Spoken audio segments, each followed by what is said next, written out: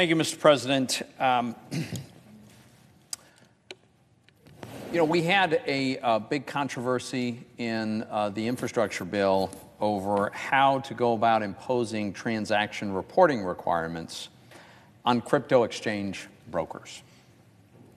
I'm very pleased to be able to report that a group of us reached a bipartisan agreement, Democrats and Republicans, the Biden Treasury, so the administration is on board. I want to thank the co-sponsors of the amendment that brought everybody together on this, Senators Warner, Senator Lummis, Senator Portman, and Senator Sinema, all in agreement on this. And I should point out, I appreciate Senator Ron Wyden's work throughout this entire process. Let me just give a little bit of context here, and then I'm going to yield to some colleagues and then ask consent that we adopt this common sense change. So start off, we have very broad agreement, probably unanimous agreement, that centralized digital asset exchanges, when they behave as brokers, should be required to report transactions of their customers just like ordinary brokers do, stockbrokers, bond brokers. The problem is that the underlying text of this bipartisan infrastructure bill, while it attempts to do this, I think it's very significantly flawed in how it goes about it. The unintended consequence of the current text is that it will ensnare people and companies and impose this transaction reporting requirement on those to whom it shouldn't apply, and in some cases, people who couldn't even possibly comply. For example, the underlying text of this bill would impose this kind of transaction reporting requirement on crypto transaction validators. These are the people that are building out the blockchain by validating a transaction. They would be obligated to report things like a name and a tax ID number and associated with the dollar amount. They don't have that information. For them, the transaction is just an anonymized number. Doesn't make any sense at all. Also, people who write software code and then have no further involvement in any transactions, I think they'd be captured by this language in the underlying bill. And certainly that doesn't make any sense. It would apply to anybody who's providing a service that effectuates these transactions. Think about the parallel in the ordinary securities brokerage business. I mean, think about Merrill Lynch. We require Merrill Lynch to report the information about me if I give them my money to buy stock. That makes sense. But we don't require the electric company that provides electrical service to Merrill Lynch to make any such reporting, because that would not make sense. So what happened was a group of us came together to clarify the rules of who are the actual brokers of cryptocurrency who should be responsible for the transaction reporting requirement. We're not proposing anything that's the least bit sweeping or radical. Our solution just makes clear that a broker means only those persons who conduct transactions on exchanges where customers are buying and selling and trading digital assets. We make sure that the bill does not sweep in software developers. It does not sweep in crypto transaction validators, regardless of which of the various methods they use for the validation. It doesn't sweep in node operators or any other non-brokers. But anyone who owes any tax from a cryptocurrency transaction should pay their tax obligation. And so if you're actually a crypto broker, you would be required to turn over that information under our approach. Our amendment would do that. But it's important that the reporting requirement only apply to those kinds of intermediaries. Now, I don't think any one of us co-sponsors thinks that our solution is absolutely perfect, but it is a big improvement over the underlying text. I would also point out that this space is changing. It's changing fast. A year from now, people will have come up with innovations and applications that we can't even imagine, that probably nobody has even thought of yet. And what I don't want to do is impose a burden that's going to stifle that kind of innovation.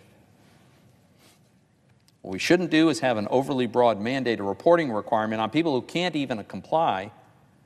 We shouldn't favor or punish any particular methodology or platform design or validation mechanism.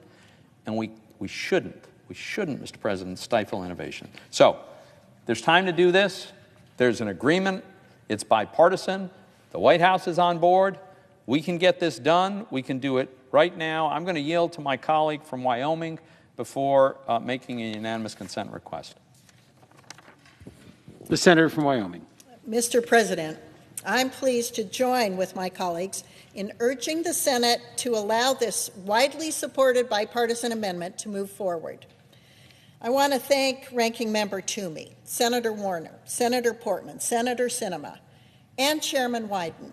Chairman Wyden, in particular, thank you for your early commitment to me to get this right and for your partnership. The amendment before us specifies that persons who validate distributed ledger data, including digital asset miners and stakers, and those who provide hardware and software wallets, are not required to report customer information to the Internal Revenue Service. This is essential because those persons would not have access to the customer information necessary to comply with this requirement anyway.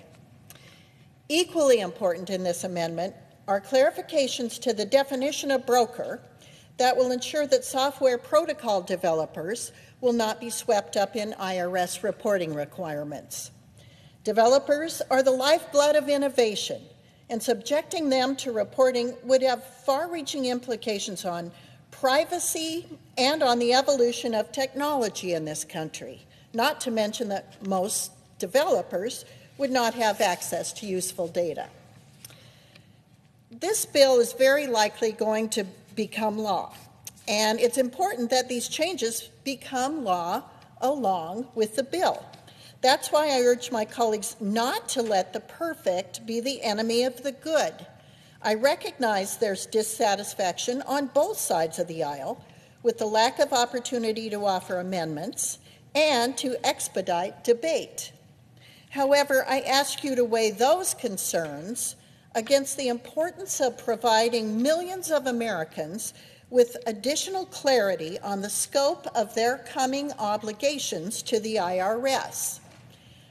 America is a country of innovation. Right now, our financial system is evolving before our eyes in much the same way that the Internet first began to find a foothold in the mid-1990s. Distributed ledgers, digital assets, and other forms of financial technology are in the early stages of transforming the way we share and store value. This amendment has started the debate on many difficult questions relating to financial technology that the Senate must address over the next few years. We're reacting to what was put before us. I wish that we were implementing from the get-go, but that's not where we find ourselves today. So let's get this broker definition as good as possible now, and then move forward this fall with other definitions that will be important to producing a regulatory sandbox for digital assets that allow innovators to keep innovating. We're in a difficult space right now. We're transitioning from the industrial economy to the technology, and it's a bumpy ride. It's disruptive for all of us, especially those of us who grew up in the end of the industrial age and are so new to this technology age. But we can adapt, we can be helpful, and we can help forge a very reasonable place for the innovators to work from. There's a proverb that says, "A journey of 1,000 miles begins with a single step." Mr. President, this amendment is the very first step in a long journey, and we're all going to take it together. This journey is about America renewing its commitment to innovation and retaining its role as the leader in the global economy for future generations.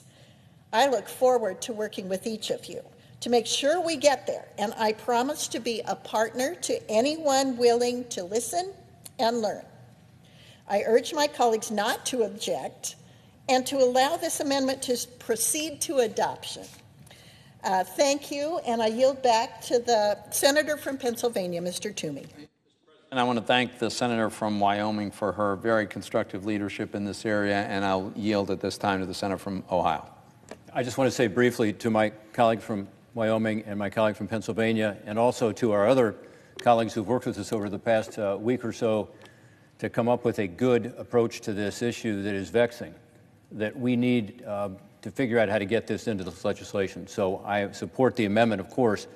I think there's a general consensus that information reporting is a good thing, and that particularly for our constituents who are everyday holders of digital currency, they want to have that reporting in order to be able to pay their taxes properly. The vast majority of them are good, hardworking taxpayers who just want to be able to get what their basis is or what their information is from a broker, just as they would for a stock or a bond. So what we have done here through this language is ensure that while doing that, we're not putting a sweeping provision in place that includes people that shouldn't be included. As an example, and my colleague from Pennsylvania said it very, very well, we're not trying to bring in people who are involved in validating distributed ledger transactions through proof of work, commonly known as miners. We're also not trying to bring into proof of stake validation or stakers. And we're also ensuring that we're not bringing in people who are involved with hardware and software selling for digital wallets. They wouldn't be subject to these rules as well. And I think that was very important to make that clear. I think the language needed clarification. So I'm pleased with the amendment. I would hope that we'd be able to get it passed because I think it's very important to have it as part of this legislation. And I want to thank, again, my colleagues from Pennsylvania, from Wyoming, as well as Senators Warner, Sinema, Ossoff, Wyden, and others who have worked with us in this process. And thank you for bringing this amendment to the floor today. I thank the Senator from Ohio for his very constructive cooperation in this. And let me yield briefly to our colleague from Texas. Thank you. I want to thank the good efforts of the senators who have led the work in finding a compromise in this regard, in particular Senator Toomey and Senator Lummis, who've worked very, very hard on this issue. Bismarck said many years ago that there are two things you don't want to see being made: sausage and legislation. And when it comes to particularly ugly legislation, this component, the regulation of cryptocurrency, may take the prize for the ugliest we have seen. Moments from now, I expect that we are going to see objections to this compromise amendment that was negotiated. If we do in fact see objections, and if the underlying language in this bill goes into effect, it will have devastating effects. There is a new and exciting industry in the United States of cryptocurrency, whether Bitcoin or otherwise, that are generating jobs, entrepreneurs who are creating new values, new hedges against inflation, new opportunities, and it is fast-moving. It is dynamic. And this infrastructure bill, a bill being sold to the American people as let's build some roads and bridges, has one little portion in there designed to obliterate cryptocurrency. Now, I fully understand that there are some bureaucrats at the Treasury Department who have never seen anything they don't want to regulate the life out of. But if the underlying language in this so-called infrastructure bill becomes law, we will be destroying billions of dollars worth of industry in the United States. We will be destroying jobs in the United States. Many of those jobs are in my home state of Texas. And we will be sending them overseas. Listen, it isn't complicated. Cryptocurrency isn't tied to any particular piece of dirt. So the grand efforts of the United States Senate will be to say, we don't want those jobs in America. We don't want those resources in America. Go somewhere else. The ugly truth with which Bismarck understood, and which is particularly true on cryptocurrency, there aren't 5 senators in this body with any real understanding of how cryptocurrency operates. We have had no hearings on this. The Senate has had no hearings on this. The House, as far as I know, has had no hearings of this. And yet, this body is prepared to obliterate an industry willy-nilly, or for that matter, the compromise. And listen, the compromise that was put forward would be a meaningful improvement, would do much, much less damage. But even the compromise would essentially kick the can down the road and allow bureaucrats at Treasury to do massive damage. And the bureaucrats at Treasury don't understand this any better than does the United States Senate. The right outcome, I think, is an amendment I introduced: strike the whole damn thing. If we want to legislate on this, actually do our jobs, be a deliberative body, hold hearings, listen to witnesses, understand the consequences, know what we're doing. That would be the reasonable, rational thing to do. Don't just put out a rule of massive taxes and regulations with no understanding of the consequences and jobs and real people that would be hurt. For whatever reason, the Senate doesn't seem to want to behave reasonably or rationally. And I think the consequences are going to be long-standing of this foolish legislation. I think Senator Toomey and Senator Lummis have worked hard on a compromise to brunt the worst aspects of this legislation.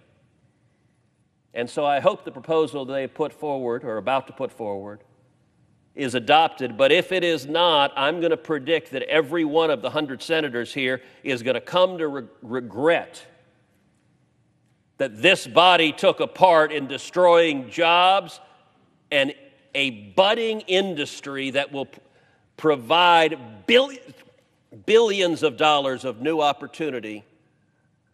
And if the Senate keeps on this course, we're going to send it instead overseas to our competitors. That would be a tragic mistake. Thank you. Mr. President, Senator from Pennsylvania. I ask unanimous consent that notwithstanding adoption of Substitute Amendment 2137, the Toomey, Warner, Lummis, Sinema, Portman Amendment number 2656 be agreed to. Is there objection? Mr. President, The senator from Alabama. reserving the right to object, I ask that the Senator from Pennsylvania modify his request to include my amendment number 2535 dealing with defense infrastructure to this bill, and that it be agreed to. Does the senator from Pennsylvania so modify? I do.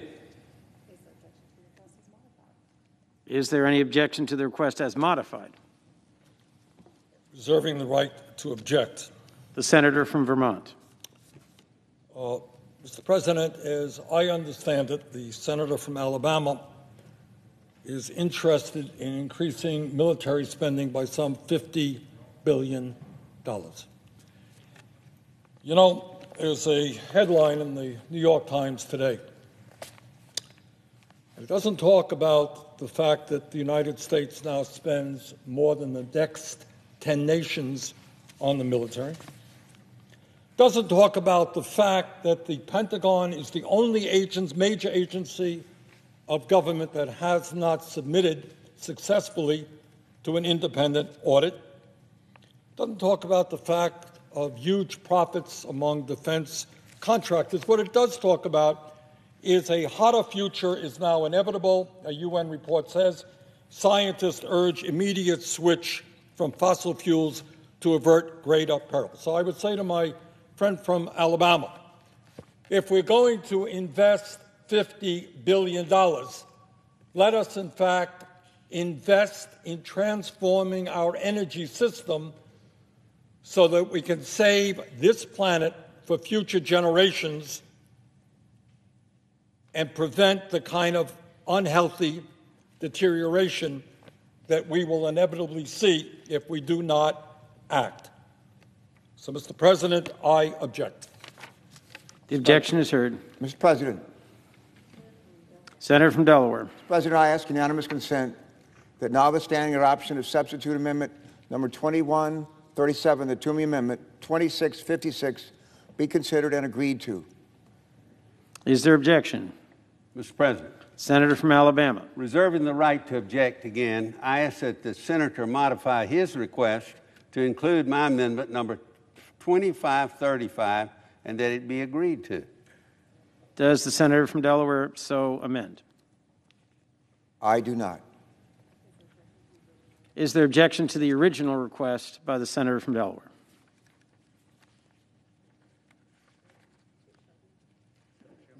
I object. The objection is heard. Mr. President? Senator from Pennsylvania. So for people who've been watching this and aren't familiar with the bizarre practices in this body, I want to just explain briefly what just happened here. Because there's a difference of opinion on whether or not the senator from Alabama should get a vote on his amendment, because that is not agreed to, the body is refusing to take up an amendment that has broad bipartisan support that we all know fixes something that badly needs to be fixed. This isn't like a whim of the senator from Pennsylvania. There's like nobody who disputes that there's a problem here. You want to know the specifics of the problem? Here's, according to the underlying bill, this is what's going to pass. This is what's going to get sent probably ultimately to the president's desk. It's a reporting requirement, a transaction reporting requirement, including name, taxpayer ID number, dollar amount, date.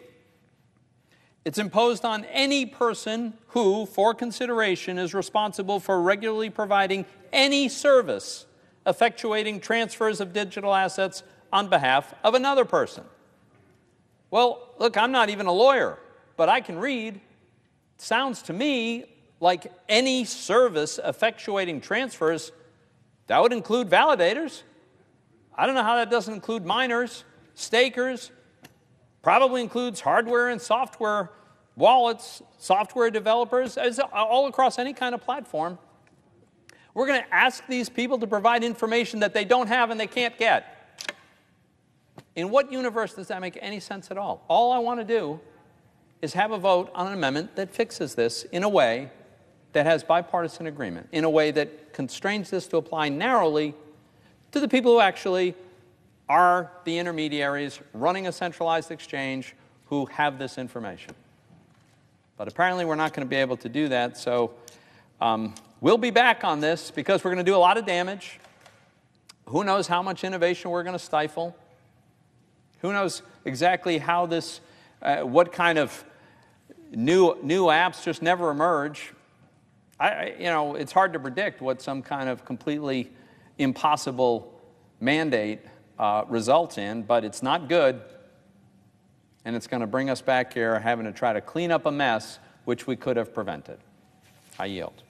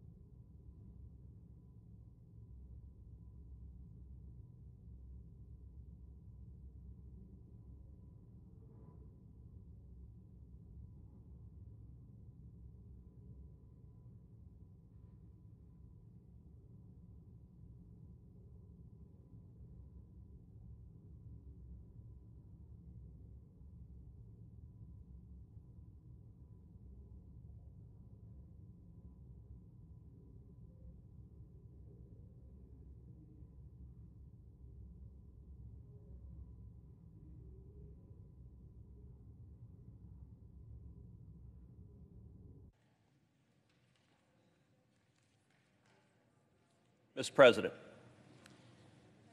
The senator from Texas. Mr. President, unfortunately, we just saw the senator from Vermont object to a compromise solution negotiated by Senator Toomey and Senator Lummis that would have mitigated some of the harm from the devastating new regulations on cryptocurrency in this so-called infrastructure bill. Because the senator from Vermont raised that objection, the status quo right now is these new regulations are going into effect, and billions of dollars of value are going to be destroyed. Right now, today, about 106 million people are using cryptocurrencies around the world, according to at least one recent report.